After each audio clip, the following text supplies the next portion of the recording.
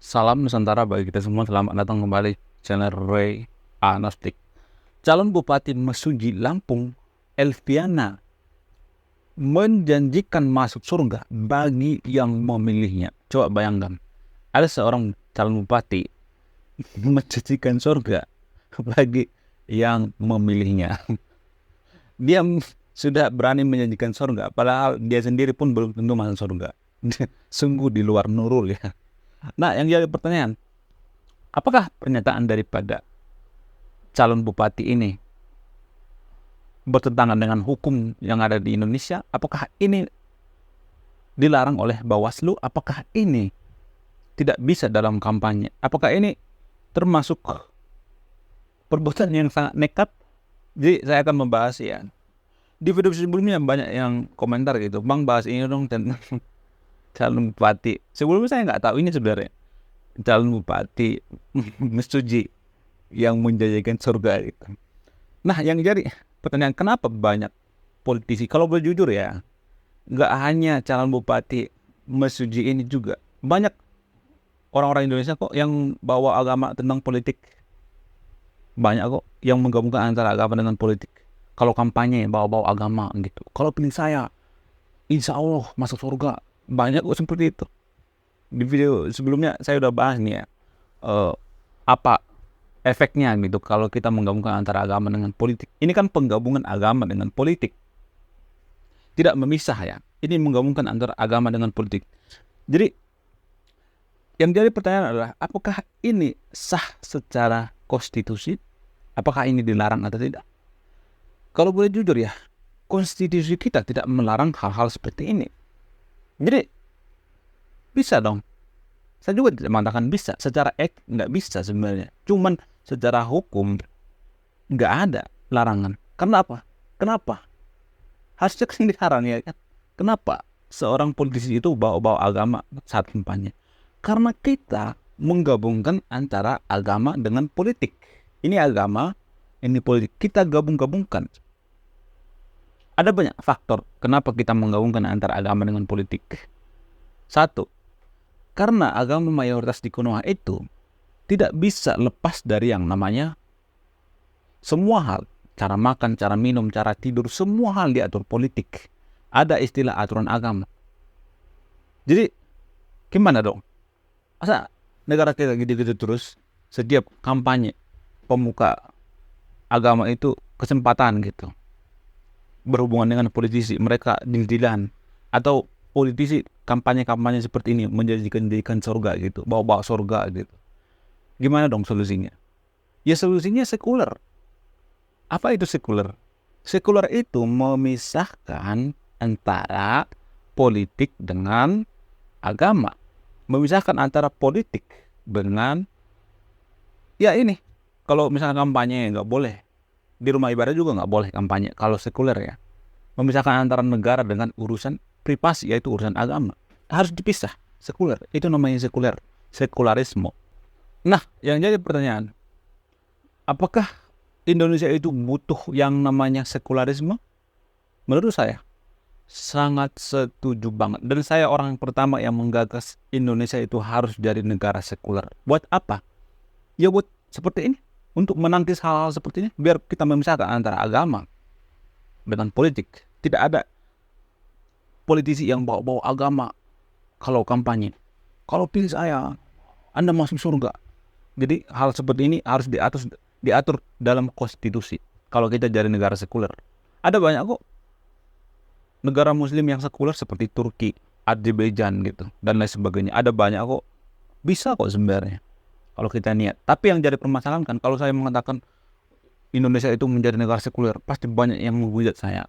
Oh, kamu anti agama. Oh, kamu ateis. Oh, kamu PKI. Itu kan banyak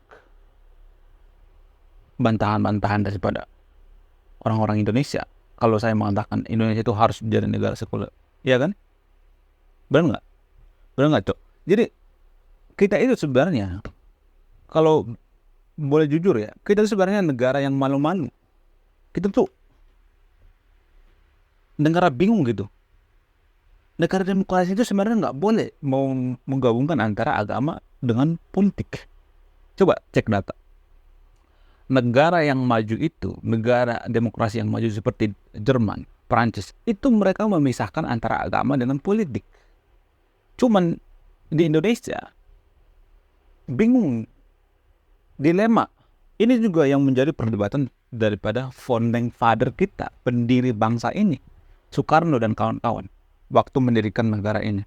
Apakah kita menjadi negara agama atau negara demokrasi?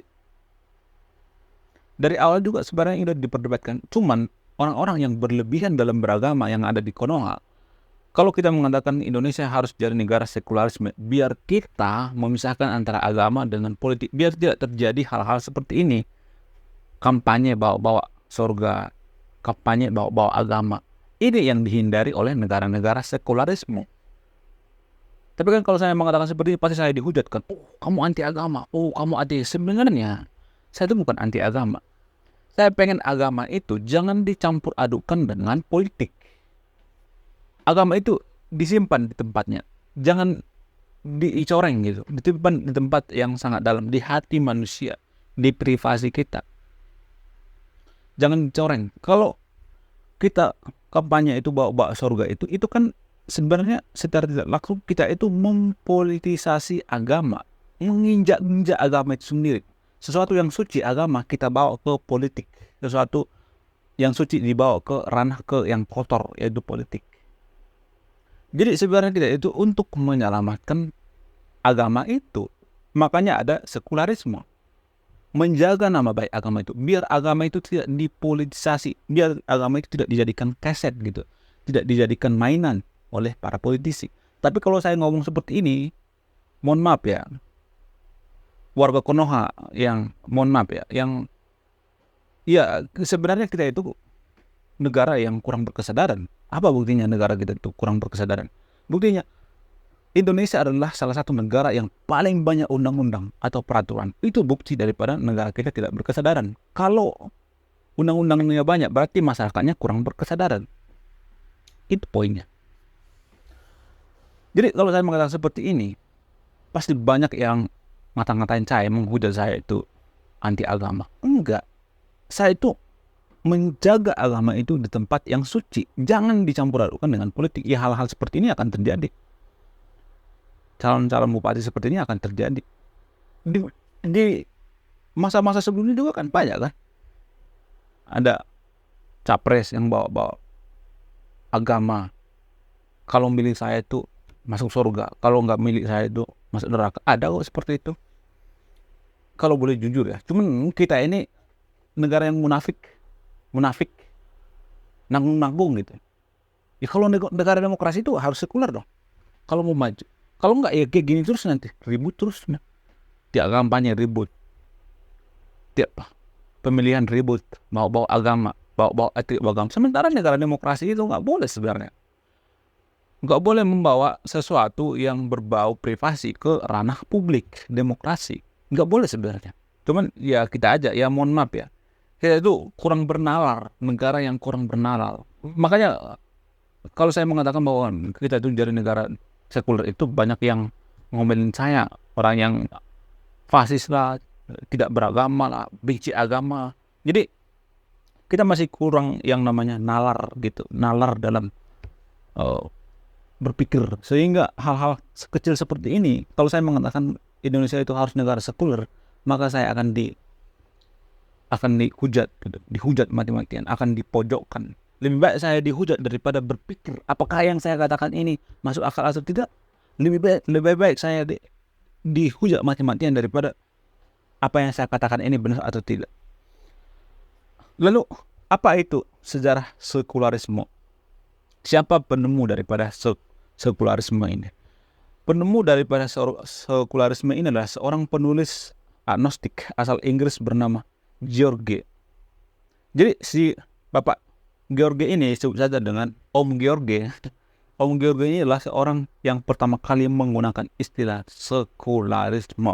Jadi George ini menjelaskan bahwa sesuatu hal yang berbau agama, yang berbau teologis, itu tidak bisa dibawa ke ranah negara.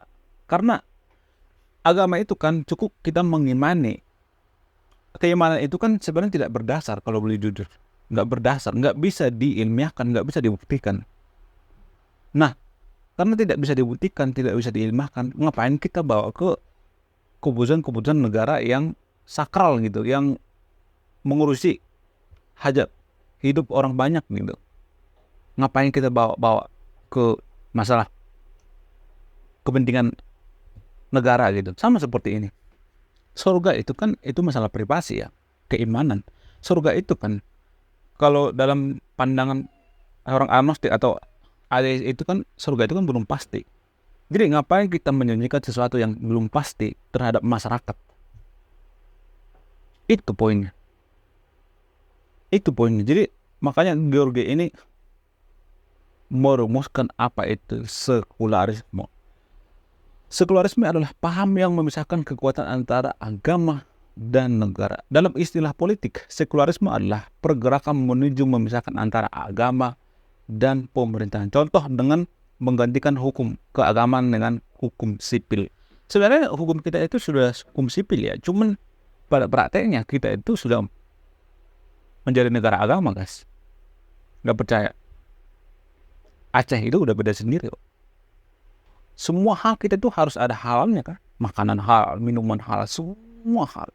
Padahal kan kalau misalnya diteliti secara sains, halal dan haram itu kan belum tentu menurut agama itu halal. Secara sains itu belum tentu itu halal gitu. Jadi ini sains, ini agama. Agama menentukan halal dan haram itu secara sains itu belum tentu terbukti benar. Ya kan?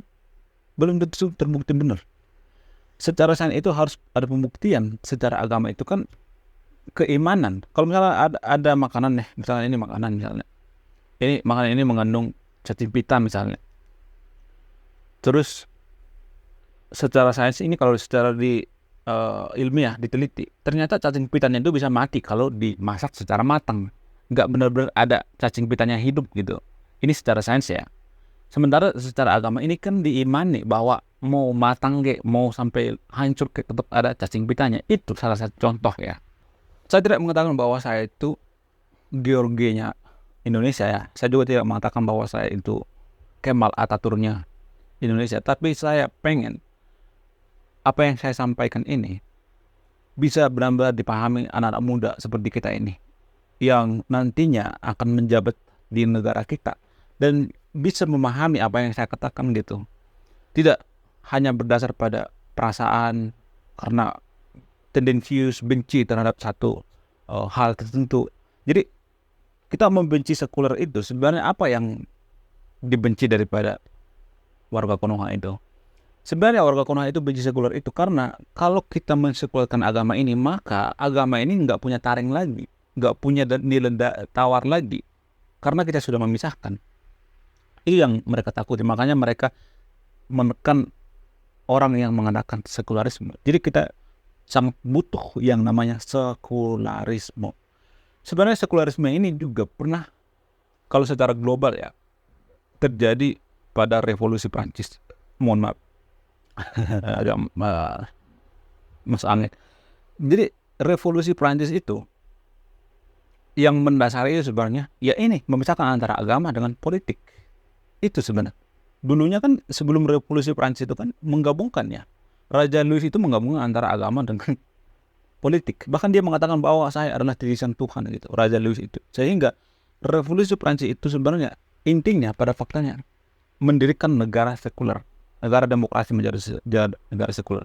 Bukan berarti saya mengatakan bahwa kalau kita menjadi negara sekuler itu tiba-tiba jadi maju. Bukan. Tapi memperlebar peluang kita menjadi negara maju.